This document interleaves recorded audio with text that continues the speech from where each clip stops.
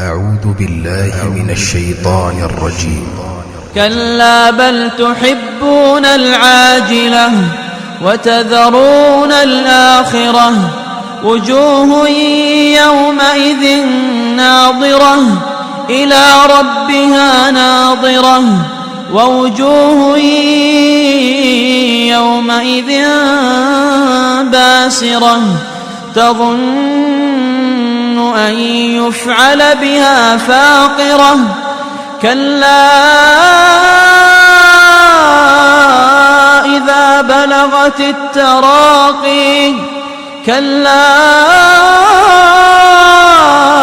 إذا بلغت التراقي وقيل من راق وظن أنه الفراق والتفت الساق بالساق والتفت الساق بالساق إلى ربك يومئذ المساق. إن الحمد لله نحمده ونستعينه ونستغفره ونعوذ بالله من شرور أنفسنا ومن سيئات أعمالنا من يهده الله فلا مضل له ومن يضلل فلا هادي له وأشهد أن لا إله إلا الله وحده لا شريك له وأشهد أن محمدًا عبده ورسوله. يا أيها الذين آمنوا اتقوا الله حق تقاته ولا تموتن إلا وأنتم مسلمون. يا أيها الناس اتقوا ربكم الذي خلقكم من نفس واحدة وخلق منها زوجها وبث منهما رجالا كثيرا ونساء واتقوا الله الذي تساءلون به والأرحام إن الله كان عليكم رقيبا. يا أيها الذين آمنوا اتقوا الله وقولوا قولا سديدا يصلح لكم أعمالكم ويغفر لكم ذنوبكم ومن يطع الله ورسوله فقد فاز فوزا عظيما. أما بعد فأعوذ بالله السميع العليم من الشيطان الرجيم. بسم الله الرحمن الرحيم. أمن يجيب المضطر إذا دعاه ويكشف السوء ويجعلكم خلفاء الأرض أإله مع الله قلیلا ما تذکرون. یہ ہمارے دروس کی تیسری نشست ہے. اللہ تعالی ہمیں کما حقہ حق بیان کرنے کی توفیق عطا فرمائے اور اسے سمجھنے کی توفیق عطا فرمائے اور اس کے مطابق عقیدہ بنانے اور اس کا تقاضا پورا کرنے کی توفیق عطا فرمائے. آج ہمارے اس درس کا عنوان ہے توحید الوہیت. توحید ربوبیت کا ذکر گزشتہ یعنی کل یہ ہو چکا تھا الحمدللہ، لیکن اس کا یعنی پورا حق تو ادا نہیں ہوا. قرآن مجید میں بہت مقامات پر اللہ تعالیٰ نے وہ بیان کیا ہے توحید ربوبیت. اگر قرآن مجید کا ایک مقام بھی پڑھ لیا جائے اور سمجھ لیا جائے تو سمجھ آ جاتی ہے، ہدایت کے لیے کافی ہوتا ہے. کئی لوگوں نے دنیا کے اندر قرآن مجید کی ایک آیت سن کے ہی ہدایت کو قبول کر لیا اور شرک سے توبہ طائب ہوئے۔ اللہ تعالیٰ جسے چاہتا ہے صراط مستقیم کی طرف ہدایت دے دیتا ہے۔ یدخل من یشاء فی رحمتہ، اللہ جسے چاہتا ہے اپنی رحمت کے اندر داخل کر لیتا ہے۔ والظالمین اعد لهم عذابا علیما، اور ظالموں کے لیے اللہ تعالیٰ نے دردناک عذاب تیار کیا ہوا ہے۔ ظالمین سے مراد وہ لوگ ہیں جو قرآن کی ہدایت کو قبول نہیں کرتے، توحید کی جگہ پر وہ شرک اختیار کر لیتے ہیں۔ شرک کو اللہ تعالیٰ نے ظلم عظیم ہی یہ فرمایا ہے۔ حضرت لقمان کا قول اللہ تعالیٰ نے نقل کیا ہے، اپنے بیٹے کو وصیت کرتے ہوئے، واعظ و نصیحت کرتے ہوئے انہوں نے یہ کہا تھا، یا بنی لا تشرک باللہ ان الشرک لظلم عظیم، کہ تو اللہ کے ساتھ شرک نہیں کرنا۔ یہ بچے کی، بیٹے کی ذہن سازی کر رہے ہیں لقمان کہ تو نے اللہ کے ساتھ کسی کو شریک نہیں کرنا۔ وجہ کیا ہے؟ ان الشرک لظلم عظیم، کہ بے شک، یعنی اس میں کوئی شک نہیں ہے کہ یہ شرک جو ہے نا یہ ظلم عظیم ہے، یعنی بہت بڑا ظلم ہے۔ یہ قرآن مجید میں مشرکین کو الظالمین کے ساتھ بھی تعبیر کیا گیا ہے بہت ساری آیات کے اندر، کہ یہ ظلم عظیم کے مرتکب ہونے والے ہیں جو اللہ تعالیٰ کے ساتھ کسی کو شریک کرتے ہیں۔ اور سورۃ الانعام میں اللہ وحدہ لا شریک نے موحدین کا ذکر کیا ہے، اور حضرت ابراہیم علیہ السلام کا قول نقل کیا ہے کہ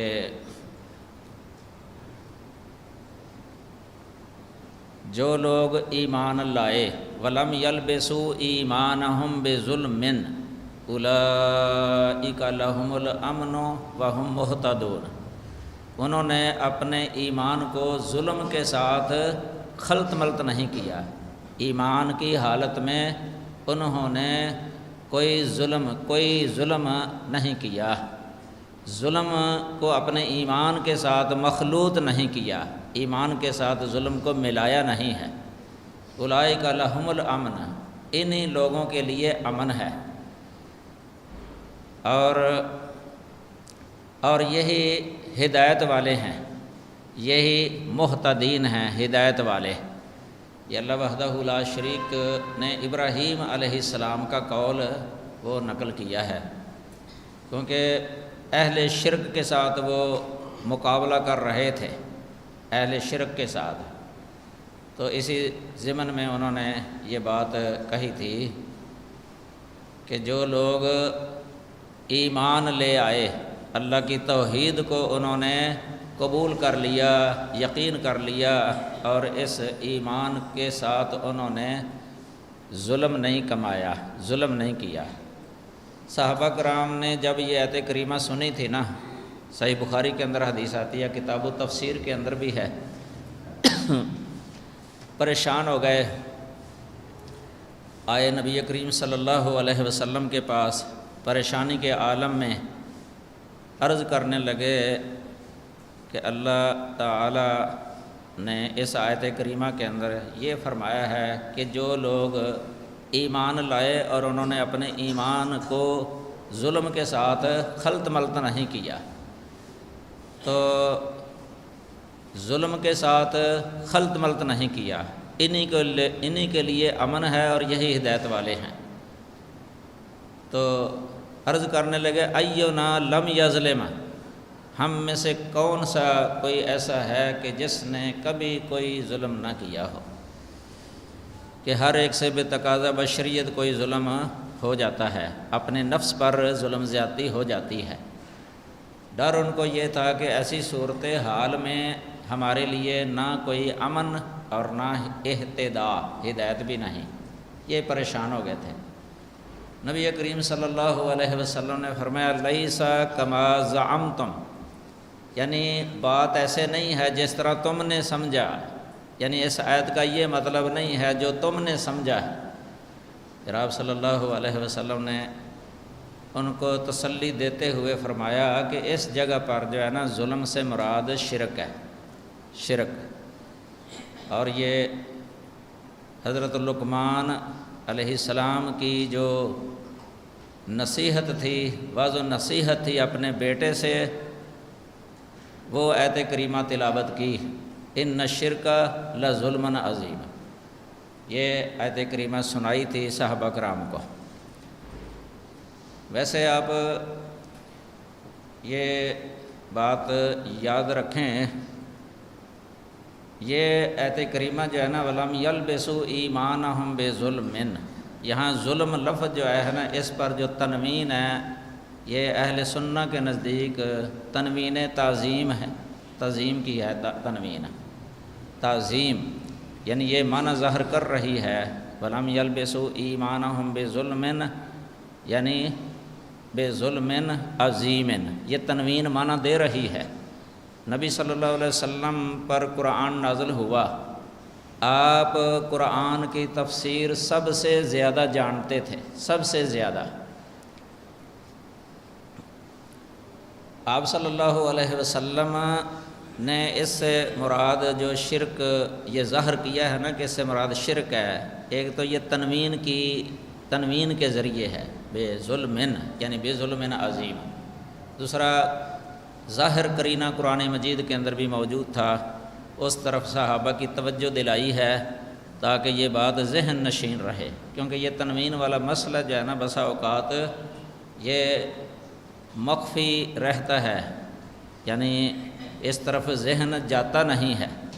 اب دیکھیں آپ معتزلہ جو ہے نا ان کا اہل سنہ کے ساتھ اختلاف ہے اس مسئلے کے اندر، جو کل بھی بیان ہوا تھا کہ وہ صاحب کبیرہ کو ایمان سے خارج کرتے ہیں، اور خارجی جو ہے نا وہ بھی خارج کر دیتے ہیں ایمان سے، اور کفر کے اندر وہ داخل کر دیتے ہیں، بلکہ تکفیر کرتے ہیں۔ کسی قسم کا بھی اگر کبیرہ گناہ ہو گیا نا تو وہ اس آیت سے بھی استدلال کرتے ہیں، فَلَمْ يَلْبِسُوا إِيمَانَهُمْ بِظُلْمٍ، وہ اس کا معنی یہ کرتے ہیں کہ کسی قسم کے ظلم کے ساتھ انہوں نے اپنے ایمان کو مخلوط نہیں کیا، کسی قسم کے ظلم سے۔ وہ یہاں تنوین تنکیر کی بناتے ہیں، اس لیے انہوں نے ظلم کو عموم پر ہی رکھا ہے کہ اس سے مراد عام ہے، یعنی کسی قسم کا کوئی بھی ظلم۔ یہ زمخشری نے تفسیر کشاف کے اندر جو ہے نا اسی طرف اشارہ کیا ہے، وہ اپنے اصل میں اعتزالی مذہب کی طرف اشارہ تھا، لیکن اہل سنہ ان کا رد کرتے ہیں کہ یہاں تنوین تعظیم کی نہیں، یہاں تنکیر کی تعظیم نہیں ہے، بلکہ یہ تنوین تعظیم کی ہے، یعنی ظلم عظیم، یعنی بڑا ظلم۔ قرآن مجید کے اندر اس کی بہت ساری مثالیں موجود ہیں، مثلاً قرآن مجید میں شروع میں ہی ہے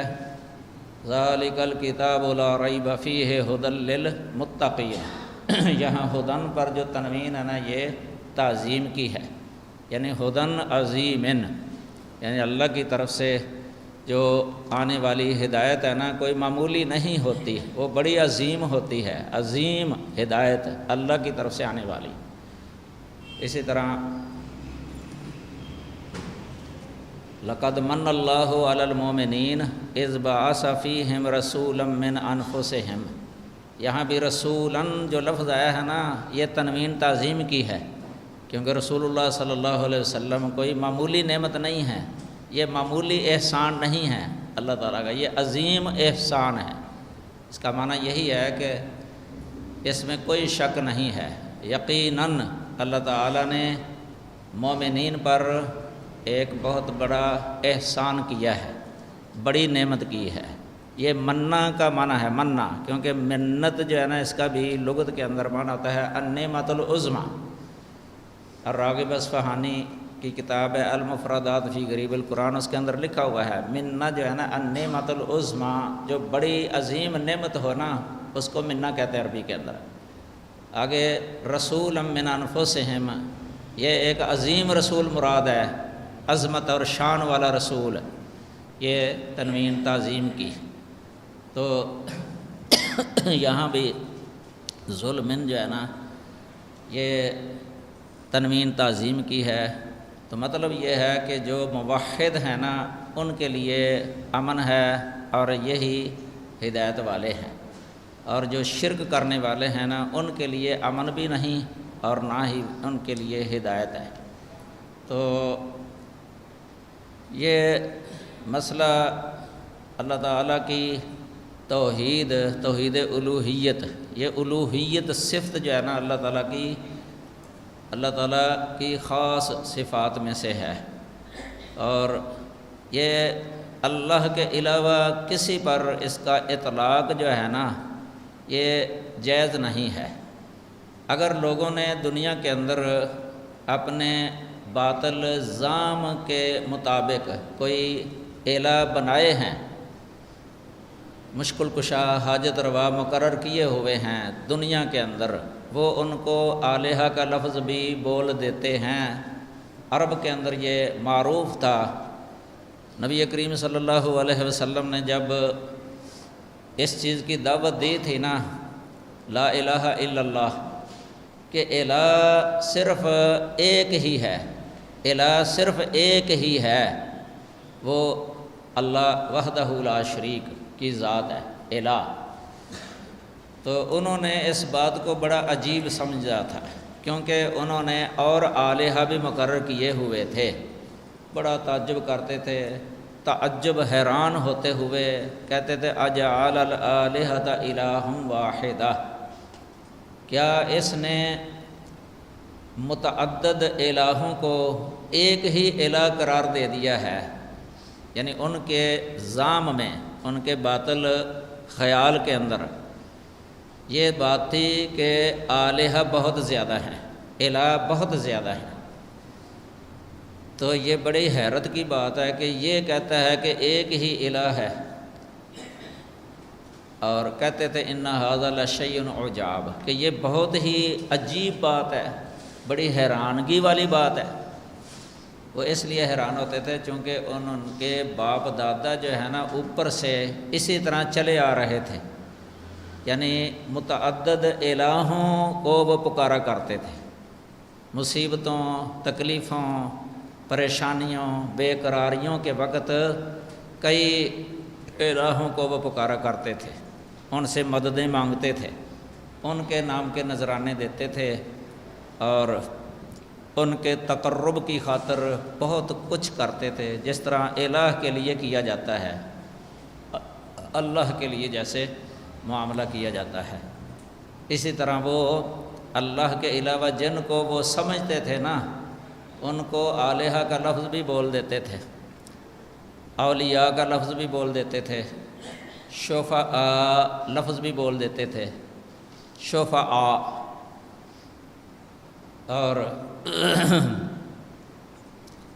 ان میں وہ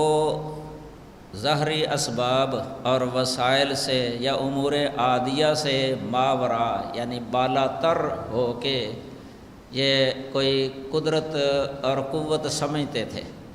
ظاہری وسائل اور اسباب جن کے ذریعے بعض انسانوں کی مدد کر سکتے ہیں،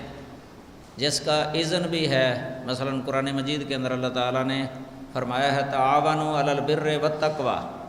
کہ نیکی اور تقوی کے کاموں میں ایک دوسرے کی مدد کیا کرو، یہ تعاون ہے، تعاون، باہمی تعاون۔ صحیح بخاری کے اندر کئی باب موجود ہیں اس طرح کے، کتاب المساجد کے اندر باب ہے، باب الاستعانہ فی بناء المساجد، یعنی مساجد بنانے میں ایک دوسرے کی مدد کرنا، تعاون، یہ عام ہے، معروف ہے، یہ امور عادیہ کے اندر ہے۔ اسی طرح ممبر بنانے میں کسی سے مدد لینا، یہ بھی باب ہے بخاری کے اندر، ممبر بنانے میں، ممبر تیار کرنے میں۔ تو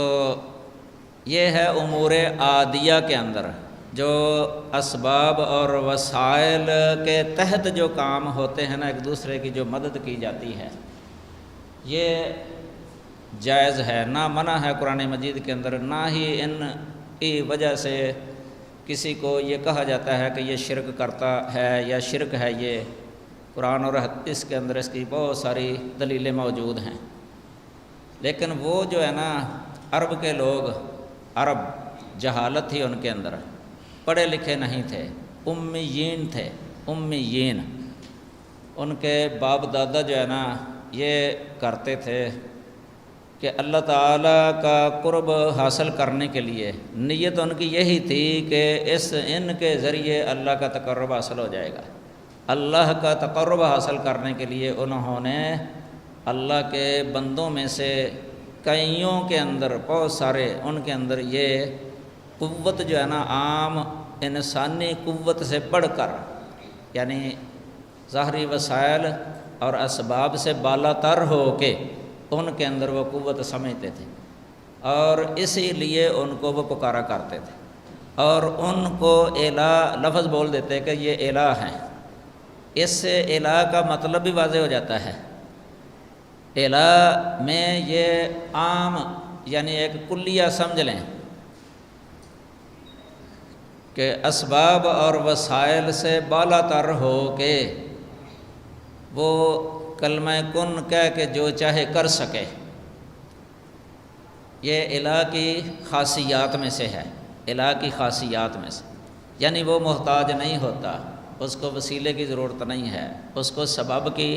ضرورت نہیں ہے، وہ بس کن ہی کہہ دے تو وہ اسی طرح ہی ہو جائے جس طرح وہ چاہتا ہے، اپنے ارادے کے مطابق وہ کر سکے۔ تو یہ الہ کے معنی میں یہ آتا ہے۔ اللہ تعالیٰ نے قرآن مجید کے اندر ان لوگوں کا جو رد کیا ہے نا، اسی دلیل کے ساتھ یہ کیا ہے کہ وہ کام جو صرف اللہ ہی کر سکتا ہے، ان کاموں میں جو تم ان سے مدد مانگتے ہو، یہ مدد مانگنا جو ہے نا یہ صحیح نہیں ہے، یہ اللہ تعالیٰ کے ساتھ خاص ہے۔ قرآن مجید میں کافی آیات ہیں۔ یہ جو سورہ 20واں پارہ ہے سورہ نمل، اس کا ایک رکوع آپ پڑھ لیں نا، اس سے الہ کے بارے میں خوب پتہ چل جاتا ہے، الہ کس طرح پہچانا جاتا ہے۔ اور وہ الہ جو ہے نا صرف ایک ہے، لا الہ الا اللہ، صرف اللہ، اور وَإِلَٰهُكُمْ إِلَٰهٌ وَاحِدٌ لا الہ الا هو الرحمن الرحیم، تمہارا الہ ایک ہی ہے۔ یہ سب کا رد کر دیا اللہ تعالیٰ نے جو اللہ کے علاوہ دوسروں کو بھی الہ بناتے تھے، اور ان سے ایسے کاموں میں مدد مانگتے تھے وہ کہ جو کام صرف اللہ ہی کر سکتا ہے، مثلا بارش نازل کرنا، وہ اللہ کے علاوہ جن کو وہ الہ کہتے تھے ان سے بھی مطالبہ کر لیتے تھے بارش نازل کرنے کا، اولاد دینا ان سے مطالبہ کر لیتے تھے، مدد مانگ لیتے تھے اولاد کی کہ یہ اولاد دے سکتے ہیں۔ اسی طرح بیمار کو شفا دے دینا، اس میں بھی انہوں نے مقرر کیے ہوئے تھے کہ یہ بیمار کو شفا دے دیتا ہے، وہ ان سے شفا طلب کرتے تھے۔ کوئی پریشانی پہنچ گئی ہے، فقر پہنچ گیا ہے، بے قراری کی حالت میں جو اضطراری حالت ہوتی ہے کہ اضطراری حالت کو یہ دور کر سکتے ہیں، اس طرح کا جو ہے نا ان کے خیالات تھے، تو اللہ تعالیٰ نے ان کا رد کیا ہے۔ اس لیے اللہ وحدہ لا شریک نے پہلے یہ ہم چلو 20ویں پارے کی پہلی آیت کریمہ امن خلق السماوات والارض، اب دیکھو نا یہ تخلیق جس طرح پہلے توحید الربوبیت کے اندر بیان ہوا ہے، آسمان اور زمین کی تخلیق یہ اللہ کے علاوہ کوئی نہیں کر سکتا، یہ ایسا کام ہے، ایسا فعل ہے تخلیق کا کہ اللہ کے علاوہ کوئی اس پر قدرت نہیں رکھتا کہ وہ پیدا کر سکے۔ وَأَنزَلَ لَكُم مِّنَ السَّمَاءِ مَاءً، اور اس نے تمہارے لیے آسمان کی طرف سے پانی نازل کیا۔ اب یہ آسمان کی طرف سے پانی نازل کرنا، اس پر اللہ کے علاوہ کوئی قادر نہیں ہے، یہ اللہ کی خاص یہ صفت ہے اور فعل ہے اللہ کا۔ فَأَنبَتْنَا بِهِ حَدَائِقَ ذَاتَ بَهْجَةٍ، تو ہم نے اس پانی کے ذریعے با رونق باغات جو ہے نا اگا دیے۔ یہ اب اگانا جو ہے نا یہ اللہ تعالیٰ کی خاص صفت ہے، یہ اگانا۔ آگے اسی لیے اللہ نے یہ خبر دے دی ہے مَا كَانَ لَكُمْ أَن تُنبِتُوا شَجَرَهَا،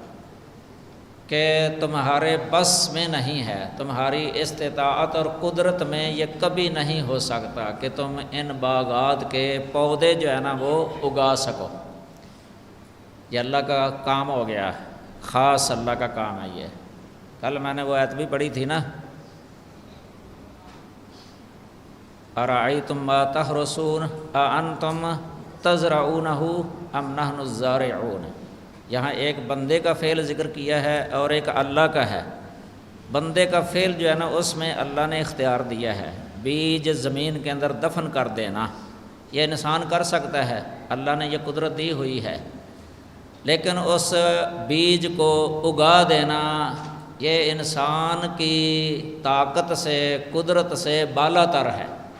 انسان نہیں اگا سکتا یہ پودا، یہ اللہ کی خاص صفت ہے۔ اب اگر کوئی مدد مانگے نا کسی سے،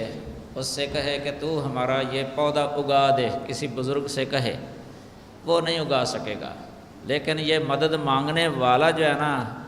یہ ایسے فعل کا مطالبہ کر رہا ہے اس پر کہ جس فعل پر اللہ کے علاوہ کوئی قادر نہیں ہے، یہ اس کو الہ بنانا ہے، یہ اس کو الہ بنانا ہے۔ اب دو صورتیں ہیں، اگر تو اس کو الہ کا مطلب پتہ ہے نا وہ کہہ دے گا کہ یہ الہ ہے، اگر اس کو الہ کا معنی ہی نہیں آتا نا، کلمہ پڑھا ہوا ہے مثلا لیکن الہ کا مطلب نہیں جانتا، وہ یہ کہے گا کہ یہ الہ نہیں ہے، میں اس کو الہ نہیں کہتا، لیکن اس نے ایسا فعل کیا ہے نا، اس کا معاملہ کیا ہے جو معاملہ الہ کے ساتھ ہی کیا جا سکتا ہے۔ تو یہ الہ والا معاملہ کرنا بھی کسی کے ساتھ جو ہے نا یہ صحیح نہیں ہے، یہ شرک ہے۔ مشرکین جو عرب کے تھے نا، وہ چونکہ عربی زبان سمجھتے تھے، وہ الہ کا معنی جانتے تھے، خوب جانتے تھے کہ الہ کا مطلب کیا ہے، تو اس لیے وہ لا الہ الا اللہ نہیں پڑھتے تھے۔ ویسے یہ کہتے تھے کہ اللہ الہ ہے، اللہ الہ ہے یہ مانتے تھے، بلکہ یہ کہتے تھے کہ اللہ سب سے بڑا الہ ہے، زمین والے جو ہے نا یہ بھی آلہہ ہیں لیکن یہ چھوٹے ہیں، اور یہ کہتے تھے کہ یہ اللہ کے ماتحت ہیں، لا ماتحت ہیں۔ مسلم شریف کے اندر ایک حدیث آتی ہے تلبیے کے بارے میں، اس میں لکھا ہوا ہے اللہم لبیک اللہم لبیک لبیک لا شریک لک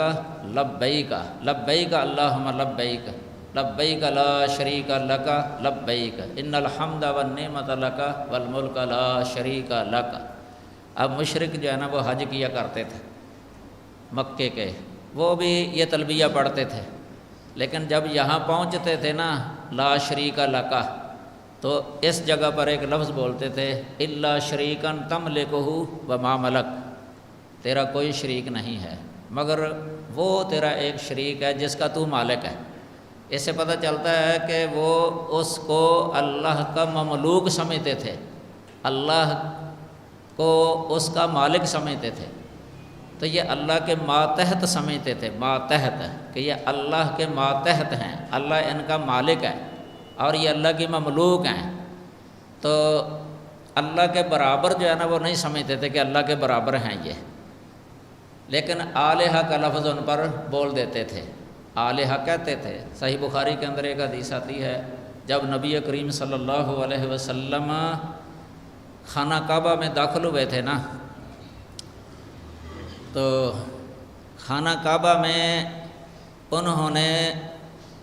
بت رکھے ہوئے تھے، باہر بھی تھے اندر بھی تھے، تصویریں بھی لگی ہوئی تھیں انبیاء کی، حضرت ابراہیم علیہ السلام کی تصویر تھی، حضرت اسماعیل علیہ السلام کی تصویر تھی، حضرت مریم کی علیہم السلام، اسی طرح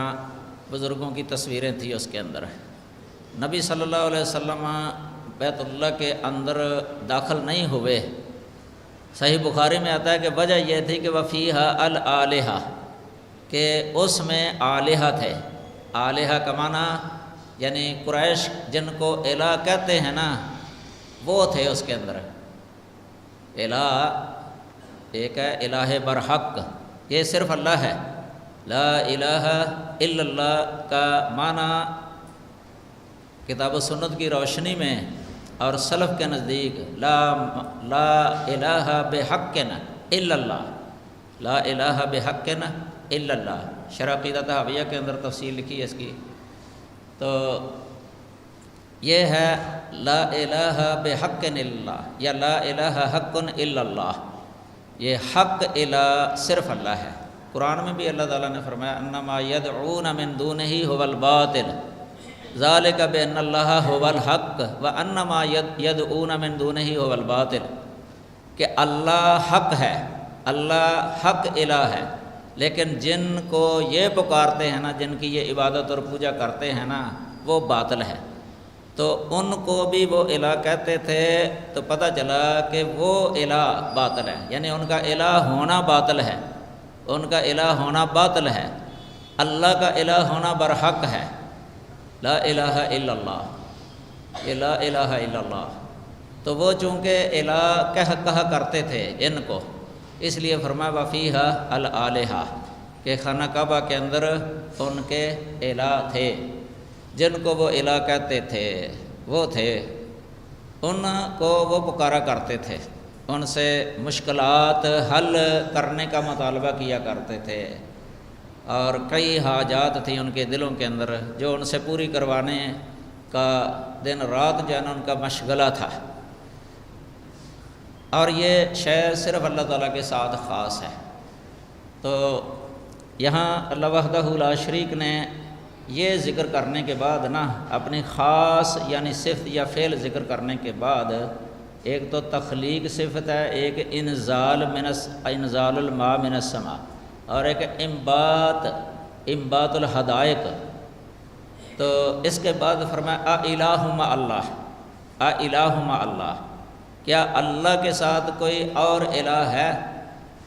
یہ گویا کہ سوال کیا ہے اللہ تعالیٰ نے ان لوگوں کے ساتھ، کیا اللہ کے ساتھ کوئی اور الہ ہے؟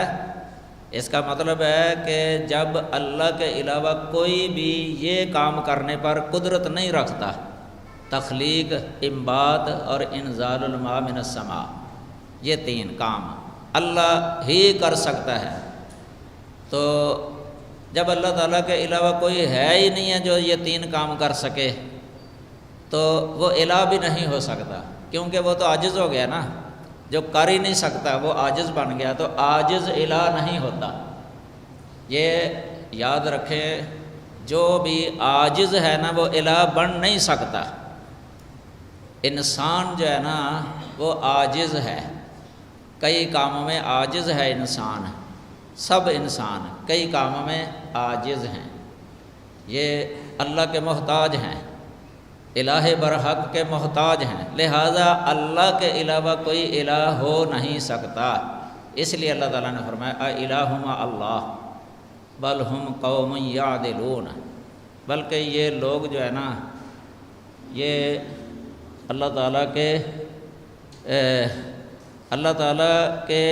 بیان سے عدول اختیار کرتے ہیں، یعنی اللہ واضح دلیلیں دیتا ہے اپنے یعنی اکیلے الہ ہونے کی، کہ اکیلا الہ ہے، اس کی واضح دلیلیں دیتا ہے، لیکن اس کے باوجود یہ لوگ عدول اختیار کر لیتے ہیں۔ یہ عدل لفظ جو ہے نا اس کے دو معنی ہیں، مفسرین نے دونوں طرح تفسیر کی ہے۔ ایک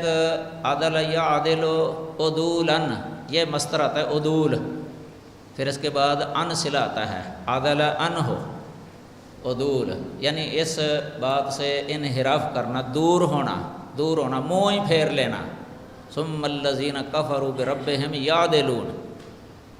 دوسرا معنی ہوتا ہے عدل یعدل کا، جب اس کا مصدر آ جائے نا عدلاً، عدل یعدل عدلاً، پھر اس کا معنی ہوتا ہے برابر کرنا، برابر کرنا۔ تو یہاں یہ بھی معنی کیا ہے مفسرین نے کہ وہ دوسروں کو بھی اللہ کے برابر کر دیتے ہیں، یعنی وہی الوہیت والی صفت جو ہے نا، جس طرح اللہ تعالیٰ کے ساتھ خاص ہے نا، یہی الوہیت والی صفت جو ہے نا اللہ تعالیٰ کے علاوہ کسی اور کے اندر بھی وہ سمجھتے ہیں،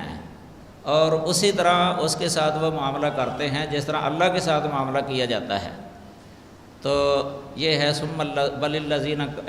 بل ہم قوم یعدلون۔ آگے اللہ تعالیٰ نے مزید جو ہے نا اس کی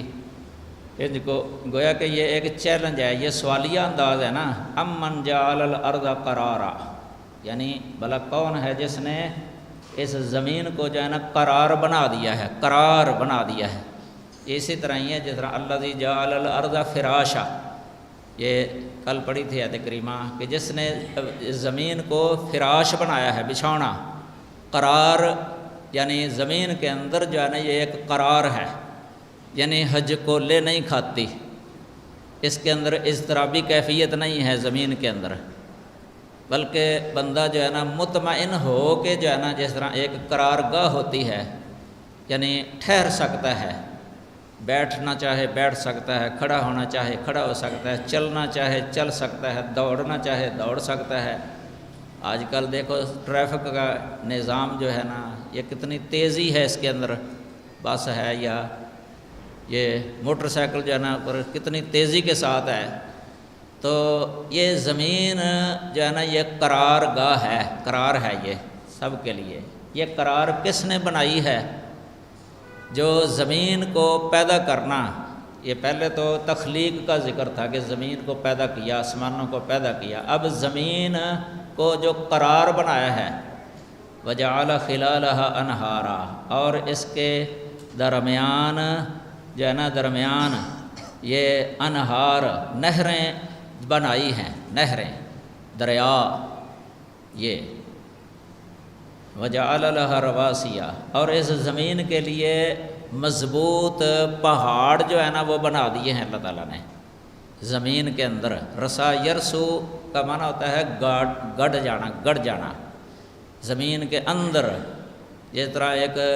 درخت ہوتا ہے نا اس کی جڑیں نیچے چلی جاتی ہیں اور بڑی مضبوطی پکڑ لیتا ہے، تو پہاڑ کا جو نیچے حصہ ہوتا ہے نا زمین کے اندر، یہ زمین کے اندر کافی یعنی گہرا ہوتا ہے، اور پتھر مضبوط، یعنی اس طرح اوپر پہاڑ اتنا بلند جو ہے نا وہ کھڑا ہوتا ہے، تو زمین کے اندر گڑے ہوئے ہیں، یہ نصب کیے ہوئے اللہ نے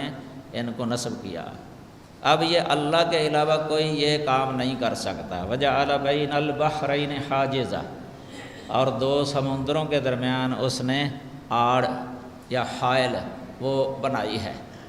یہ سورۃ الرحمن کے اندر اللہ وحدہ لا شریک نے بیان کیا ہے، بینہما برزخ لا یبغیان۔ یہ حیرت انگیز ہے اللہ تعالیٰ کی قدرت کی نشانی، اور اللہ کے علاوہ کوئی کرنے کی طاقت رکھتا ہی نہیں ہے، کوئی نہیں کر سکتا یہ۔ اسی لیے آگے اللہ تعالیٰ فرماتے ہیں اِلٰہٌ مع اللہ، کیا اللہ کے ساتھ کوئی اور الہ ہے؟ کوئی الہ ہے اللہ کے ساتھ، یعنی جو یہ کام کر کے دکھا سکے۔ یہ چیلنج ہے، جتنے بھی دنیا کے اندر اللہ تعالیٰ کے علاوہ کئی الہ مقرر کرنے والے ہیں نا مخلوق میں سے، وہ ان سب کو یہ چیلنج ہے کہ یہ کوئی کر کے تو دکھائیں، یہ کر ہی نہیں سکتے، نہ کسی نے یہ کیا ہے، یہ کر سکتا ہی نہیں ہے اللہ تعالیٰ کے علاوہ کوئی یہ کام۔ تو بل اکثرہم لا یعلمون، بلکہ اکثر ان کے جانتے نہیں ہیں، اکثر ان کے جانتے نہیں ہیں۔ اس سے مراد یہی ہے کہ اللہ وحدہ لا شریک کی عظمت اور شان اور اس کی جلالت اور اس کی الوہیت والی صفت یہ نہیں جانتے۔ وما قدر اللہ حق قدرہ، ان لوگوں نے اللہ تعالیٰ کی جو ہے نا قدر نہیں کی جس طرح اللہ کی قدر کا حق ہے، اللہ کی عظمت اور جلال۔ اگر یہ ان کو پتہ چل جائے اللہ کی عظمت اور شان کتنی ہے تو کبھی شرک نہ کریں، اللہ تعالیٰ کے ساتھ کسی کو الہ مقرر نہ کریں۔ پھر آگے جو اکثر اہل شرک دنیا کے اندر جو اللہ تعالیٰ کے ساتھ دوسروں کو بھی یعنی وہ سمجھتے ہیں اور ان کو آلہہ کہتے ہیں یا شفعاء کہتے ہیں یا ان کو وہ اولیاء کہتے ہیں۔ اولیاء سے میری مراد ہے مددگار، غیبی طور پہ مددگار، یہ ہے اولیاء سے مراد۔ ورنہ تو اولیاء اللہ لفظ جو ہے نا وہ قرآن میں ہے، الا ان اولیاء اللہ لا خوف علیہم ولا ہم یحزنون۔ اللہ کے اولیاء، یہاں اولیاء سے مراد یہ اللہ کے مقرب بندے ہیں، نیک بندے۔ اللہ نے خود ہی تعریف کر دی ہے ان کی، الذین آمنوا وکانوا یتقون۔ جو مومن اور متقی پرہیزگار ہیں وہ اللہ تعالیٰ کے اولیاء ہیں، اللہ کے مقرب بندے ہیں، اللہ کے دوست ہیں وہ۔ اللہ ان کا ولی ہے، اللہ ولی الذین آمنوا یخرجہم من الظلمات الی النور۔ اللہ ان کا ولی ہے، وہ اللہ کے ولی ہیں، یعنی دوست ہیں اور مقرب ہیں۔ ان اولیاءہ الا المتقون، اللہ کے اولیاء متقی ہی ہیں۔ ہر متقی جو ہے نا، تقی، وہ اللہ تعالیٰ کا ولی ہے، اللہ کا ولی ہے۔ لیکن ادھر جو اولیاء ہے نا، اس سے مراد وہ ہیں جن کو غیبی طور پہ مددگار سمجھتے ہیں لوگ اور الہ والا معاملہ کرتے ہیں ان کے ساتھ، ان کو وہ ولی کہتے ہیں۔ پرانے لوگ جو ہے نا، عرب کے پرانے جو شرک کرنے والے ہیں، وہ بھی اولیاء کا لفظ استعمال کیا کرتے تھے، اولیاء ان کو کہتے تھے وہ اولیاء۔ تو اللہ تعالیٰ نے اسی لیے فرمایا ہے کہ اتبعوا ما انزل الیکم من ربکم ولا تتبعوا من دونہ اولیاء، سورۃ الاعراف کے شروع میں ہے نا، کہ اس کی پیروی کرو جو تمہارے رب کی طرف سے تم پر نازل کیا گیا، اس کے علاوہ اولیاء کی پیروی نہ کرو، یعنی جن کو تم نے خود آپ مقرر کیا ہوا ہے نا، ان کے پیچھے نہ چلو۔ یہ آگے یہ دو طرح کے ہیں، یہ دو قسمیں ہیں ان کی، جن کو یہ مقرر کرتے ہیں اللہ تعالیٰ کا شریک۔ ایک تو وہ ہیں جو دنیا کے اندر بہت منع کرنے والے ہیں، بہت منع کرتے ہیں، اپنی الوہیت کی صفت اگر کوئی ان کی طرف نسبت کرے تو وہ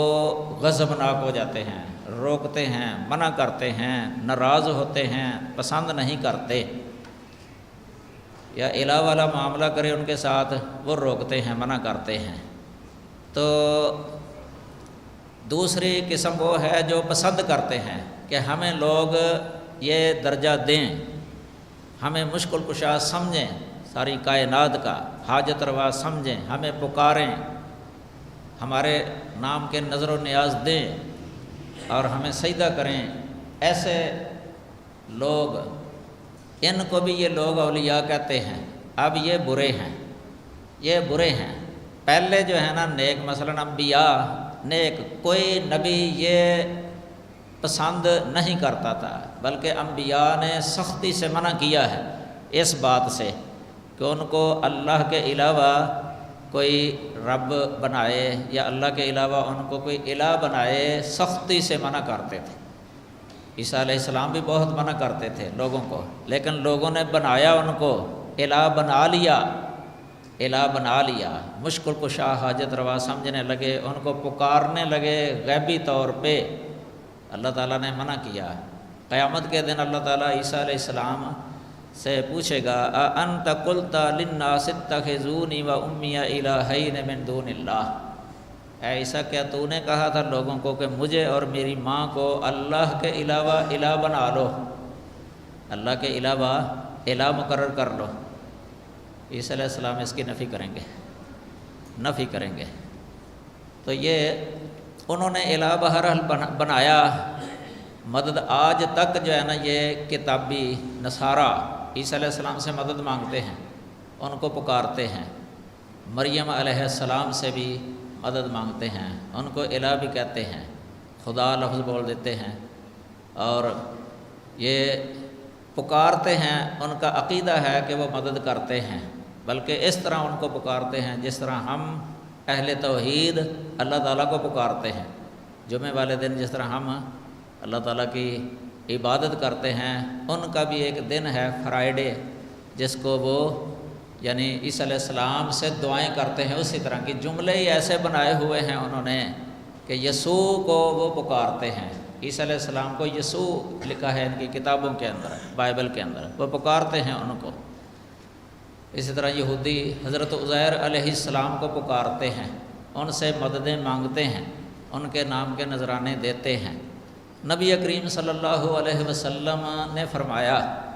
لا تطرونی کما اطرت النصارى المسیح ابن مریم، کہ لوگو تم مجھے حد سے نہ بڑھا دینا، اس طرح حد سے نہ بڑھا دینا جس طرح نصارہ نے عیسیٰ ابن مریم کو حد سے بڑھا دیا تھا،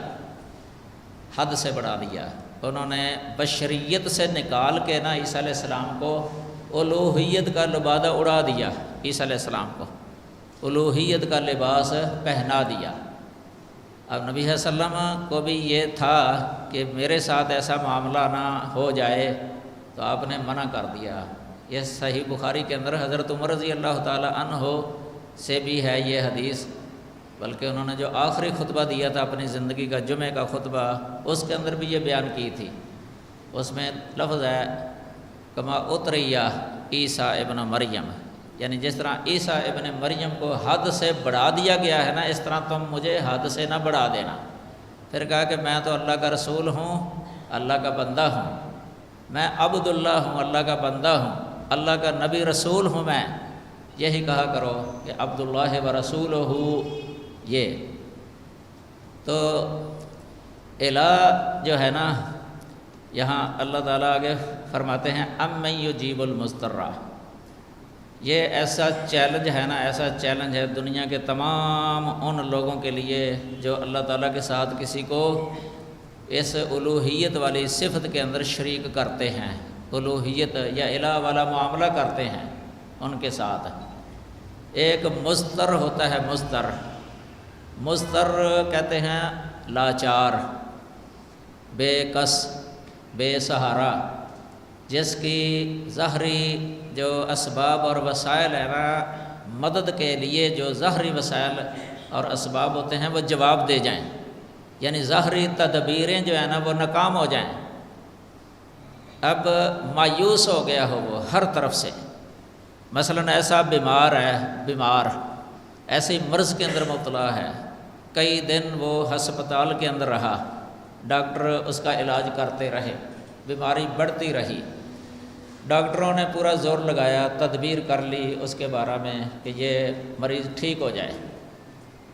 اب وہ اس کی بیماری بڑھتی گئی، اس طرح ہو گئی کہ ڈاکٹروں کے اختیار سے نکل گیا۔ اب ڈاکٹر کہتے ہیں کہ اب جتنا ہمارا اختیار تھا نا وہ ہم نے استعمال کر کے دیکھ لیا ہے، اب ہمارے اختیار سے باہر ہے، یہ اس کو گھر لے جاؤ، بس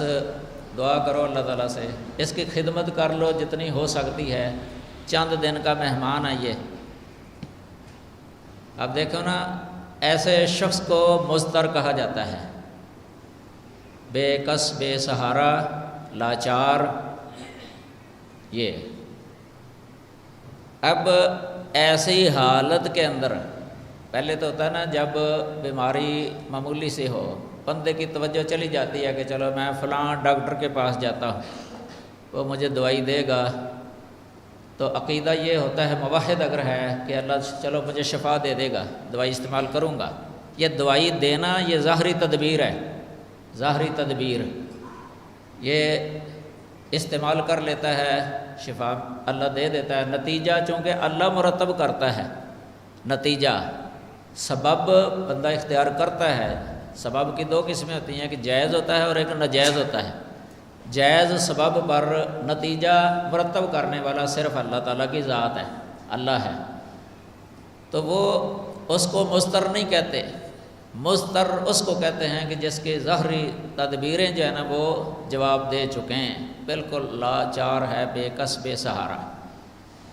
تو ایسے شخص کی توجہ جو ہے نا ایک ہستی کی طرف جاتی ہے، اس وقت اوپر کی طرف خیال جاتا ہے۔ وہ ہستی کون ہے؟ اللہ وحدہ لا شریک۔ وہ ایسے شخص کو شفا دینے پر قادر ہے، اس کی اضطراری حالت کو دور کرنے پر قادر ہے۔ کئی دنیا کے اندر اس طرح کے واقعات ہوئے ہیں، ایسے مریضوں کو کہ جن کو ڈاکٹروں نے بھی جواب دے دیا، مایوس تھے ان کے گھر والے بھی اور وہ بھی، کثرت سے جب انہوں نے دعا کی اللہ تعالیٰ سے، پکارا اللہ تعالیٰ کو، اللہ تعالیٰ نے ان کی اضطراری حالت کو دور کر دیا۔ یہ مولانا عبد المالک مجاہد صاحب، ان کی کتاب ہے قبولیت دعا کے واقعات، کئی واقعات اس طرح کے لکھے ہوئے ہیں۔ اضطراری حالت میں اللہ تعالیٰ سے دعا کرنا، یہ دعا جو ہوتی ہے نا اضطراری حالت میں، یہ توجہ کے ساتھ دعا ہوتی ہے، یعنی بڑی حضور قلبی کے ساتھ اور تضرع و آہوزاری کے ساتھ گڑ گڑا کے یہ دعا ہوتی ہے۔ ایسی حالت کی ہوئی دعا عام طور پہ اللہ قبول فرما لیتا ہے۔ آپ دیکھیں جو لوگ اللہ تعالیٰ کے ساتھ دوسروں کو الہ بناتے تھے، ان کو وہ مشکل کشا حاجت روا سمجھتے تھے، کرنی والا، بگڑی بنانے والا، یہ غیبی طور پہ یعنی کہ وہ ہزاروں میل دور بھی ہوں، یہاں سے ان کو پکارا جائے تو وہ سن بھی لیتے ہیں، جانتے بھی ہیں، اور مدد کرنے پر وہ قادر ہیں، ان کو وہ پکارا کرتے تھے۔ انہی کو وہ الہ کہہ دیتے تھے، کیونکہ ان کو الہ کا معنی آتا تھا کہ الہ یہ الہ ہوتا ہے جس کے اندر یہ صفت ہو۔ جب یہ مضطر ہوتے نا، مضطر، سمندر کے اندر، سمندر میں بندہ مضطر ہوتا ہے، مثلا کشتی میں بیٹھا ہوا ہے، کشتی میں سوار ہے، سمندر کی بڑی موجیں آ گئیں، طوفان چل گیا، تو اب وہ کشتی جو ہے نا ہچکولے کھانے لگ گئی۔ اب ان کو بھی اس بات کا ظن یا یقین ہو جاتا ہے کہ انہ احیط بہم، کہ اب جو ہے نا اب ان کو گھیر لیا گیا ہے، کہ اب ہماری خیر نہیں ہے، اب موت سامنے نظر آ رہی ہے۔ ایسی حالت میں وہ مضطر ہوتے تھے کہ باہر سے تو کوئی آ نہیں سکتا مدد کرنے کے لیے کہ ان کی کشتی کو جو ہے نا کوئی سنبھالا دے دے یا بچا لے۔ جن کو وہ الہ کہتے تھے ان کے بارے میں بھی وہ نا امید ہو جاتے تھے، جن کو وہ الہ کہتے تھے نا ان سے بھی اس وقت وہ مایوس ہوتے تھے، کیونکہ ان کو پتہ تھا کہ ایسی پریشان کن حالت کے اندر وہ ہماری اس اضطراری حالت کو دور نہیں کر سکتے۔ اس وقت کیا کہتے تھے، وہ کیا کرتے تھے؟ قرآن نے کئی آیات کے اندر اس کا نقشہ کھینچا ہوا ہے، کئی صورتوں میں ہے۔ اذا راکبوا فی الفلک دعوا اللہ مخلصین لہ الدین فلما نجاہم الی البر اذا ہم یشرکون، کہ جب وہ کشتی کے اندر سمندر میں جب وہ سوار ہوتے ہیں، سمندر میں سوار ہونا یہ کشتیوں پر، بحری بیڑوں پر یہ سوار ہونا ہے، تو دعوا اللہ مخلصین لہ الدین، وہ اللہ کو پکارتے ہیں اس کے لیے دین کو خالص کرنے والے۔ یہاں دین سے کیا مراد ہے؟ دین سے دعا مراد ہے اس جگہ پر، دعا، کیونکہ دعوا جو لفظ پہلے آ گیا ہے نا، دعوا اللہ، دعو جو آ گیا ہے پہلے وہ قرینہ ہے، مخلصین لہ الدین، یعنی اپنی اس پکار کو خالص اللہ کے لیے کرنے والے وہ پکارتے تھے۔ یعنی اب کہتے تھے کہ صرف اللہ ہی کو پکارنا ہے، اللہ ہی سے مدد مانگنی ہے، چونکہ وہی مدد کرنے پر قادر ہے۔ اس جگہ پر ملا بھی کہہ دیتا تھا ان کو، جو کشتی چلانے والا ہوتا تھا نا ملا، وہ بھی کہہ دیتا تھا اللہ تعالیٰ کا حکم ہی ہونا ہے نا، اللہ کا حکم، غیبی طور پہ اللہ کا امر آ جانا ہے، طوفان رک جانا ہے، سمندر کے اندر جو تلاطم ہے، تموج ہے، وہ ختم ہو جانا ہے، سکون آ جانا ہے، کشتی اپنے معمول کے مطابق چلنے لگ جانی ہے۔ یہ اللہ تعالیٰ کا کام ہے، اللہ کے حکم کے تابع ہے یہ سمندر، ہوائیں، یہ سب اللہ کے حکم کے تابع ہیں۔ تو ان کو بھی اس بات کا یقین تھا، اس لیے وہ کہا کرتے تھے کہ اب اس جگہ پر اللہ تعالیٰ کے علاوہ جو ہے نا کوئی مشکل حل کرنے والا نہیں ہے۔ لیکن پھر کیا ہوتا تھا، اللہ تعالیٰ ان کو خشکی کی طرف لے آتا تھا۔ فلما نجاہم الی البر،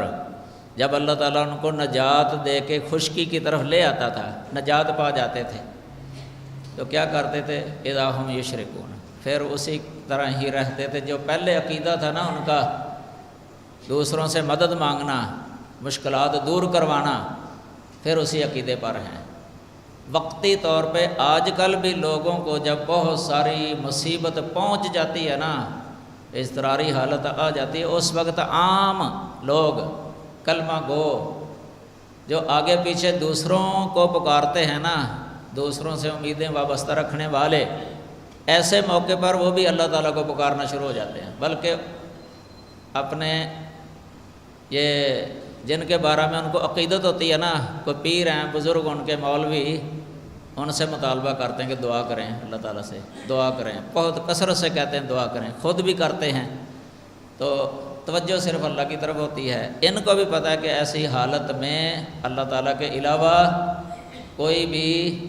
یہ نجات نہیں دے سکتا، پریشانی کو دور نہیں کر سکتا، ان کو بھی علم ہے۔ لیکن کئی ایسے غلات بھی ہیں اس دور کے اندر، غالی، ایسی اضطراری حالت کے اندر بھی وہ اللہ تعالیٰ کے علاوہ دوسروں کو پکارتے ہیں، اضطراری حالت میں بھی وہ یہ چھوڑتے نہیں ہیں۔ سنن نسائی کے اندر ایک واقعہ لکھا ہوا ہے اکرمہ بن ابی جہل کا، تفسیر ابن کثیر میں بھی ہے، یہ سند صحیح ہی ہے اس کی۔ جب یہ فتح مکہ ہوا ہے نا، اس وقت جو پہلے تکلیفیں دینے والے تھے یہ مسلمانوں کو، نبی کریم صلی اللہ علیہ وسلم کو، تو فتح مکہ جب ہوا، اللہ تعالیٰ نے یہ بہت بڑا انعام کیا تھا۔ کئی ڈر رہے تھے، خوف کھا رہے تھے کہ آج ہمیں مار دیا جائے گا، ختم کر دیا جائے گا۔ کئی بھاگ گئے، ڈرتے ہوئے بھاگ گئے، نکل گئے، مکہ سے نکل گئے، کوئی کدھر نکل گیا، کوئی کدھر، کوئی طائف میں چلے گئے، کوئی یمن کی طرف۔ اکرمہ جو ابو جہل کا بیٹا ہے، اکرمہ، یہ بھی یمن کی طرف چلا گیا تھا بھاگ کے، کشتی کے اندر سوار ہوا، کشتی میں سوار ہوئے، طوفان آ گیا کشتی کے اندر، یعنی سمندر کے اندر بہت بڑا طوفان تھا۔ اب کشتی جو ہے نا وہ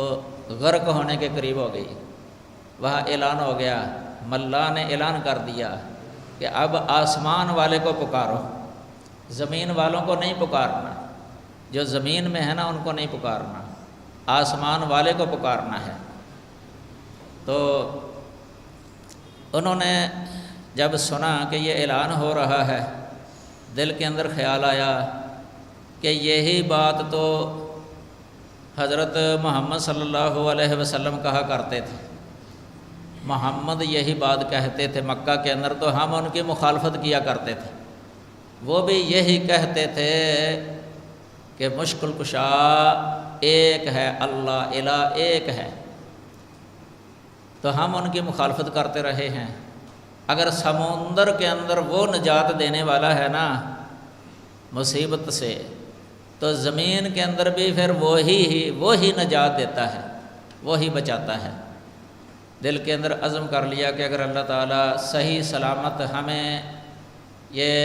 مصیبت ہماری دور کر دے گا اور صحیح سلامت ہمیں خشکی کی طرف لے آئے گا، تو میں ضرور محمد صلی اللہ علیہ وسلم کے پاس چلا جاؤں گا اور آپ کے ہاتھ پر بیعت کر لوں گا، ان کی دعوت کو قبول کر لوں گا۔ چنانچہ ایسے ہی ہوا، اللہ تعالیٰ نے ان کو نجات دے دی۔ اسی وقت محمد صلی اللہ علیہ وسلم کے پاس آ کے کلمہ پڑھ لیا، اشہد ان لا الہ الا اللہ و اشہد ان محمد رسول اللہ۔ یہ اشہد ان لا الہ الا اللہ کے معنی میں یہ آتا ہے کہ مشکل کشا، حاجت روا صرف اللہ تعالیٰ کی ذات ہے، غیبی طور پہ اللہ کے علاوہ کوئی مدد نہیں کر سکتا، غیبی طور پہ۔ اب من یجیب المضطر، یہ اللہ نے سوال کیا ہے ان سب سے جو اللہ کے علاوہ دوسروں کو پکارتے ہیں۔ ام من یجیب المضطر اذا دعاہ، دعا یدعو دعاء، اس کا معنی ہوتا ہے پکارنا۔ یہ پکارنا دو طرح کا ہے،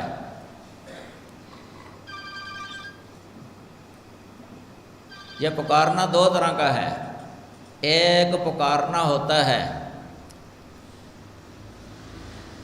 ما تحت الاسباب، ما تحت الاسباب، اور امور عادیہ کے اندر جو اس دائرے کے اندر جو کام ہوتے ہیں نا، کہ جو کرنے کی قدرت ہوتی ہے کہ وہ کر سکے، یعنی مثلاً پاس ہے، اس کو کسی کام کا کہہ دیتا ہے کہ یہ میرا کام کر دینا، یہ شے بنا دینا، یہ تیار کر دینا، ایک یہ پکارنا ہے۔ مثلاً کوئی کسی کو کہتا ہے لے بھی اے فلاں تو میرے لیے پانی لے آ، میرے لیے کھانا لے آ، پیسے لے جا، کھانا لے آ، یا میرے کپڑے استری کر دے۔ مثلاً گھریلو کام جس طرح ہوتے ہیں، شوہر اپنی بیوی سے کہہ دیتا ہے کہ مجھے کھانا تیار کر کے دے دے، یہ بھی استعانت ہے۔ یہ ان کاموں میں آتا ہے ما یقدر علیہ الانسان، یہ باہمی تعاون، جب بھی میں نے پہلے بتایا تھا، ان کاموں کے لیے کسی کو بلانا، آواز دینا، یہ جائز ہے ان کاموں کے اندر۔ بلکہ بڑے رتبے والا وہ بھی اپنے سے چھوٹے رتبے والے کو پکار لیتا تھا جب وہ پاس ہوتا تھا، اپنے خادموں سے مدد لے لیتے تھے، بزرگ، اولیاء، حتیٰ کہ انبیاء بھی وہ اپنے خادموں سے مدد لے لیتے تھے۔ جس طرح حضرت انس رضی اللہ تعالی عنہ نے 10 سال نبی کریم صلی اللہ علیہ وسلم کی خدمت کی ہے۔ اس طرح ایک یہودی لڑکا تھا، وہ نبی صلی اللہ علیہ وسلم کی خدمت کیا کرتا تھا، بخاری شریف کے اندر حدیث آتی ہے۔ وہ بیمار ہو گیا تھا، آپ اس کی بیمار پرسی کے لیے چلے گئے،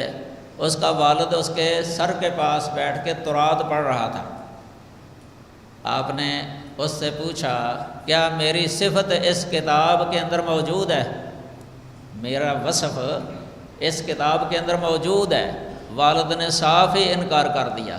نفی کر دی کہ آپ کی صفت اس کتاب میں نہیں ہے۔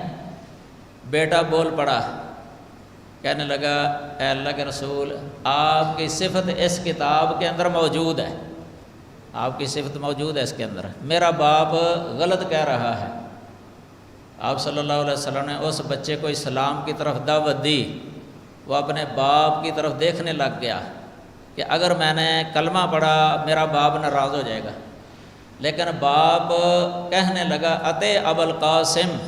ابو القاسم کی پیروی کر لو، اطاعت کر لو۔ آپ کو ابو القاسم کہا اس نے کہ اس یعنی اللہ کے رسول کی بات مان لے۔ بیٹے نے کلمہ پڑھ لیا، اسلام کے اندر داخل ہو گیا، بعد میں فوت ہو گیا، نبی صلی اللہ علیہ وسلم نے جنازہ پڑھا اس کا۔ اللہ تعالیٰ نے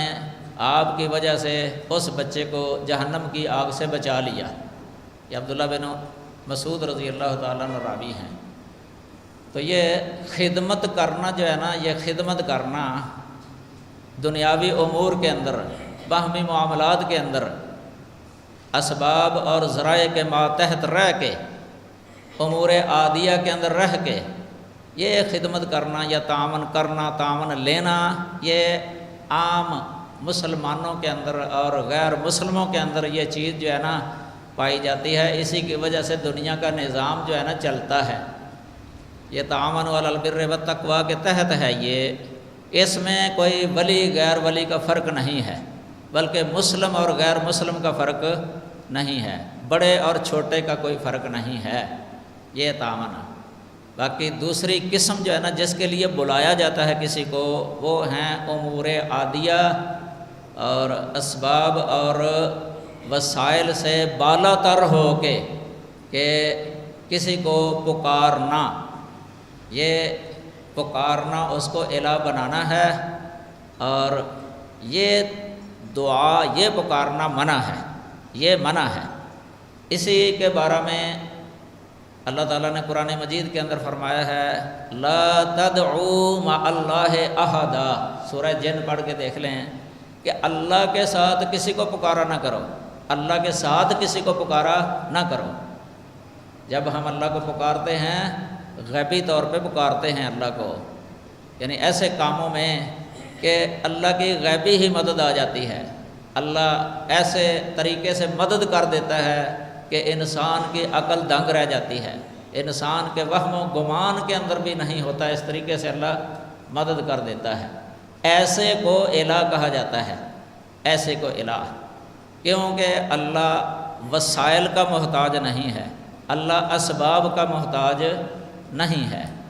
انسان اس کا محتاج ہے۔ مثلا انسان کسی کا اگر تعاون کرنے لگے نا،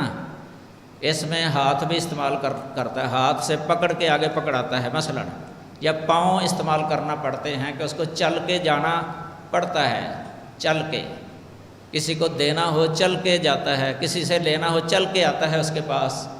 یہ عام ہے۔ اور آلات استعمال کرنے پڑتے ہیں، تعاون کے جو دینے کے یا لینے کے جو اوزار ہوتے ہیں، اسباب اور ذرائع ہوتے ہیں، وہ استعمال کرنے پڑتے ہیں، ان کے بغیر کسی کا تعاون ہو نہیں سکتا۔ لیکن اللہ وہ کسی شے کا محتاج نہیں ہے، وہ کن کہے کن، وہ کام ہو جاتا ہے جس طرح چاہے اپنے ارادے کے ساتھ۔ انما امرہ اذا اراد شیئا ان یقول لہ کن فیکون۔ اللہ نے ایسے حیرت انگیز طریقے کے ساتھ جو ہے نا اپنے بندوں کی مدد کی ہے۔ ماضی کے اندر اس کے بہت سارے واقعات موجود ہیں کہ بندے کی عقل دنگ رہ جاتی ہے، کسی کی طاقت میں وہ نہیں ہے، مخلوق میں کوئی بھی وہ طاقت نہیں رکھتا۔ مثلا ایک طرف حضرت موسیٰ علیہ السلام، ان کی قوم ہے، سمندر کے کنارے پر ہیں، بحر کلزم کے کنارے پر کھڑے ہیں، تعداد بھی تھوڑی ہے، اور ایک طرف جو ہے نا فرعون جو بادشاہ تھا، جو اپنے آپ کو رب کہلاتا تھا اور اعلیٰ رب کہتا تھا، انا ربکم الاعلیٰ، اور اس کی فوج تھی، فوج، یہ تعداد میں بہت زیادہ تھے، ان کے پاس اسلحہ بھی تھا، ہتھیار تھے ان کے پاس، گھوڑے بھی تھے ان کے پاس، لیکن یہ بنی اسرائیل خالی ہاتھ تھے، خالی ہاتھ۔ اب کوئی بندہ اگر اس منظر کو دیکھ لیتا کہ سامنے موسیٰ علیہ السلام اور ان کے ساتھی ہیں، اور پیچھے بہت بڑا لشکر ہے اور بڑے اسلحے کے ساتھ وہ مسلح ہے، ہر طرح کے ساز و سامان ان کے پاس ہیں، قوت ان کے پاس ہے، اور یہ خالی ہاتھ ہیں، کوئی دیکھنے والا یہی سمجھے گا کہ اگر یہ لشکر ان تک پہنچ گیا تو ان کو تہس نہس کر دے گا، برباد کر دے گا۔ موسیٰ علیہ السلام کی قوم جو ہے نا وہ ڈر گئی تھی، جب ان کو دیکھا نا کہ سامنے آ رہے ہیں، نظر آ گئے، ڈر گئے، خوف کھانے لگ گئے۔ انا لمدرکون، انہوں نے کہا تھا کہ ہمارا ادراک کیا جانے والا ہے، ہم پکڑے جانے والے ہیں۔ موسیٰ علیہ السلام کا اللہ پر کمال توکل تھا، نبی تھے نا، تو نبی کا توکل سب سے زیادہ ہوتا ہے، نبی کا بھروسہ اللہ پر۔ نبی کے سامنے اگر ایسی صورتحال پیش آ جائے کہ مضطر ہو جائے، بے کس ہو جائے، بے سہارا، اس وقت بھی نبی کو اللہ پر توکل اور بھروسہ ہوتا ہے کہ اللہ تعالیٰ نجات دے سکتا ہے، اللہ نجات دے سکتا ہے۔ موسیٰ علیہ السلام نے فرمایا کلا ان معی ربی، ہرگز نہیں، یہ ہمارا ادراک نہیں کر سکتے، ہرگز نہیں کریں گے۔ وجہ کیا ہے؟ ان معی ربی، بے شک میرے ساتھ میرا رب ہے، میرے ساتھ میرا رب ہے۔ یہ معیت جو ہے نا، یہ معیت خاصہ ہے، جو مدد کرنے کو متضمن ہے، تائید اور نصرت کے لیے، کہ میرا رب جو ہے نا وہ میرے لیے اس لشکر سے، بڑے لشکر سے، ان متکبرین سے بچنے کی کوئی صورت جو ہے نا وہ نکال دے گا، کیونکہ وہ علی کل شیء قدیر ہے، وہ ہر شے پر کمال قدرت رکھنے والا ہے۔ ایسے ہی ہوا، اللہ تعالیٰ نے موسیٰ علیہ السلام کو حکم دیا کہ اپنا عصا جو ہے نا، اپنی لاٹھی سمندر پر مارو، سمندر پر ماری۔ یہ تو موسیٰ علیہ السلام کا کام تھا، اللہ کے حکم کے مطابق، انہوں نے صرف اتنا کام تھا کہ سمندر پر لاٹھی ماری، اتنے ہی اسی وقت ہی سمندر کے اندر 12 راستے بن گئے، پانی جو اتنی تیزی کے ساتھ چل رہا تھا اس کے اندر وہ رک گیا، اتنے راستے خشک بن گئے کہ آسانی کے ساتھ وہ گزر سکتے تھے، پانی اس طرح جو ہے نا وہ چوڑی چوڑی دیواروں کی طرح، ٹیلوں کی طرح جو ہے نا وہ کھڑا ہو گیا، پانی کا رکنا ہی بند ہو گیا۔ دیکھو یہ کس کا حکم تھا؟ الہ برحق کا۔ یہ ہے الہ برحق، الہ برحق، اللہ الہ برحق، یہ اس کا حکم تھا۔ اللہ تعالیٰ نے بنی اسرائیل کو بالکل صحیح سلامت جو ہے نا آگے گزار دیا، ان کے پاؤں بھی بھیگے نہیں ہوئے، پاؤں تر نہیں ہوئے، نہ ہی کوئی پھسلا ہے کہ اس طرح وہ گیلی جگہ ہو، چلنا مشکل ہو، دلدل بنی ہوئی ہو، ایسے بھی نہیں، صاف راستے۔ وہ ایسے گزر گئے کہ جس طرح آس پاس دیواریں ہیں، بڑی اونچی اونچی پانی کی دیواریں۔ اللہ تعالیٰ نے یہ اپنی قدرت کی عظیم نشانی دکھائی تھی بنی اسرائیل کو۔ جب یہ اگلے کنارے پر پہنچے ہیں، پیچھے آل فرعون، فرعون آگے آگے ہے، اس کا لشکر پیچھے پیچھے، بڑے غیظ و غضب کے اندر، بڑے غصے میں تھا، وہ بھی انہی راستوں کے اندر داخل ہو گئے۔ ابھی جب وسط کے اندر پہنچے ہیں نا، وسط کے اندر سارے جب داخل ہو گئے، اللہ تعالیٰ نے سمندر کو حکم دے دیا، پانی کو حکم دے دیا کہ وہ مل جائے، وہ جاری ہو گیا پانی اسی طرح ہی، سب کو اللہ تعالیٰ نے غرق کر دیا۔ اس وقت فرعون کو پتہ چلا کہ الہ ایک ہی ہے، آمنت انہ لا الہ الا الذی آمنت بہ بنو اسرائیل۔ اب مجھے یقین آ گیا کہ الہ وہی ہے جسے بنی اسرائیل الہ کہتے تھے۔ دیکھو نا، الہ لفظ بولا، حالانکہ پہلے وہ کیا کہہ رہا تھا موسیٰ علیہ السلام سے؟ لَإِنِ اتَّخَذْتَ إِلَٰهًا غَيْرِي،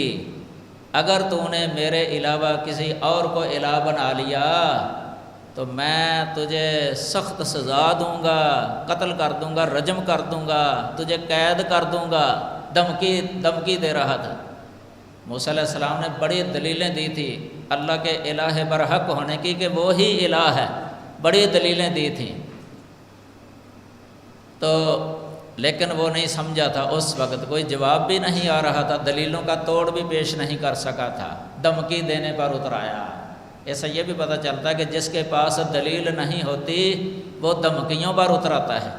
جس کے پاس دلیلیں ہوتی ہیں وہ دھمکیاں نہیں دیتا، وہ دلائل سناتا ہے، قوی دلائل سناتا ہے۔ تو اس سے بھی الہ کا پتہ چلتا ہے کہ الہ کون ہوتا ہے، یہ ہے کہ جس کا حکم جاری ہو جائے، نافذ ہو جائے، سمندروں پر بھی اس کا حکم چلتا ہے، اللہ تعالیٰ کا، آسمانوں پر، زمین پر، اسی کا یہ امر حکم جو ہے نا وہ چلتا ہے۔ یہاں سے پتہ چلتا ہے کہ وہی الہ ہے، اکیلا وہی الہ ہے، اس کے علاوہ جنہوں نے بھی الہ ہونے کا دعویٰ کیا دنیا کے اندر یا رب ہونے کا متکبر بنے، اللہ تعالیٰ نے ان کو ایسے سخت جو ہے نا، بڑی سخت پکڑ جو ہے نا کی ان کی، ان بطش ربک لشدید۔ تو الہ کا پتہ چلتا ہے۔ تو یہاں بھی دیکھیں آپ، مضطر کی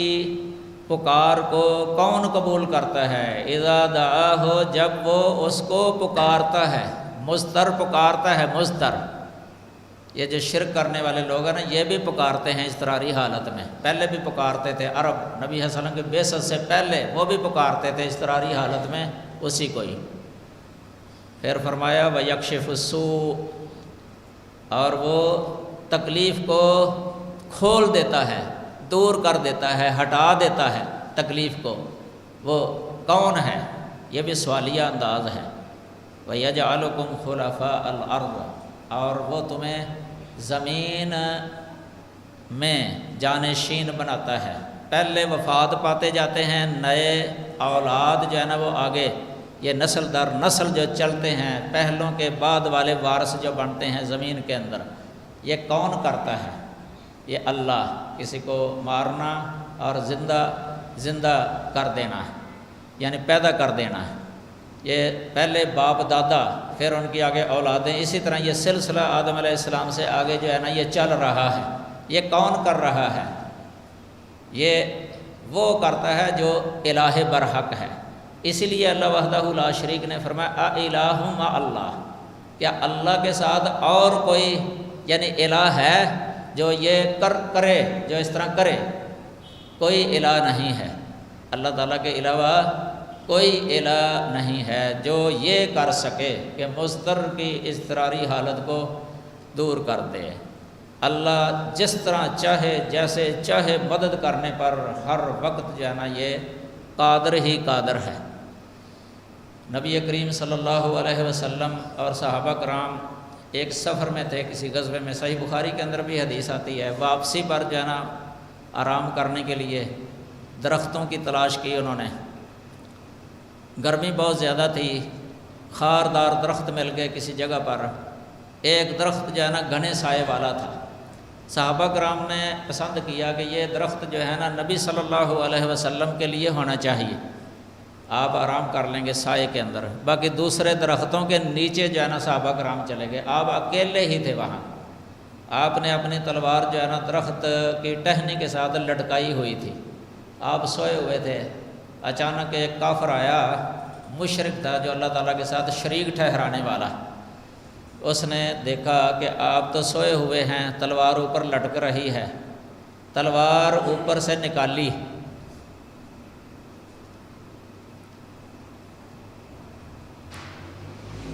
تلوار جو ہے نا نکالی ہے نیام سے، اب تلوار اس کے ہاتھ میں ہے، نبی صلی اللہ علیہ وسلم خالی ہاتھ ہیں، بالکل خالی ہاتھ، آپ بیدار ہوئے، نیند آپ کی کھل گئی، تو کیا دیکھتے ہیں کہ تلوار اس کے ہاتھ میں ہے اور آپ خالی ہاتھ ہیں، وہ کیا کہہ رہا ہے، تلوار اوپر اٹھائی ہوئی ہے، میں یمنعک منی، آپ یہ بتائیں کہ آپ کو مجھ سے کون بچائے گا، کون حفاظت کرے گا آپ کی مجھ سے، کہ میرے ہاتھ میں تلوار ہے، آپ خالی ہاتھ ہیں، اس کا مطلب یہ تھا کہ اگر میں آپ کو مارنا چاہوں تو مار سکتا ہوں، لیکن نبی صلی اللہ علیہ وسلم کا توکل اللہ پر کمال کا تھا، آپ نے لفظ بولا اللہ، اللہ یمنعنی منک، مجھے تجھ سے اللہ ہی بچائے گا، دیکھو کمال توکل ہے نبی کا، تو یہ کہنا ہی تھا، وہ تلوار اس کے ہاتھ سے نیچے گر گئی، یہ کس نے گرائی ہے اس کے ہاتھ سے تلوار؟ اللہ نے، اللہ کا امر آ گیا، اب اللہ اپنے نبی کی مدد کرنا چاہتا تھا کہ اپنے نبی کو بچانا چاہتا تھا، اس کے ہاتھ سے تلوار گر گئی، نبی کریم صلی اللہ علیہ وسلم نے اپنے ہاتھ میں تلوار پکڑی، اب اس کی طرف جانا تلوار کی، اس سے پوچھا اب تو بتا میں یمنعک منی، کہ تجھے مجھ سے کون بچائے گا؟ وہ آگے سے منتیں کرنے لگ گیا، معافی ہیں، آپ نے معاف کر دیا، صحابہ کرام بھی آگے اس وقت، یہ صحیح بخاری کے اندر واقع آتا ہے، آپ نے چھوڑ دیا اس کو، اس کے نتیجے کے اندر بعد میں اس نے اسلام قبول کر لیا تھا، آپ صلی اللہ علیہ وسلم کے اس اخلاق کو دیکھ کے، آپ کے طریقے کو دیکھ کے، مہربانی کو دیکھ کے، تو اس طرح کے واقعات اتنے زیادہ ہیں نا جن سے پتہ چلتا ہے الہ کا، اللہ کے الہ ہونے کا، یہ ہمارا الہ ہے، الہ العالمین ہے وہ،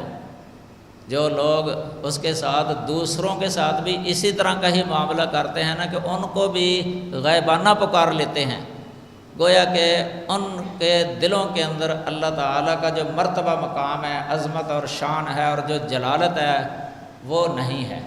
ان کو پتہ ہی نہیں ہے کہ اللہ تعالیٰ کی شان اور عظمت کتنی ہے۔ الیس اللہ بکاف عبدا، کیا اللہ اپنے بندے کو کافی نہیں ہے؟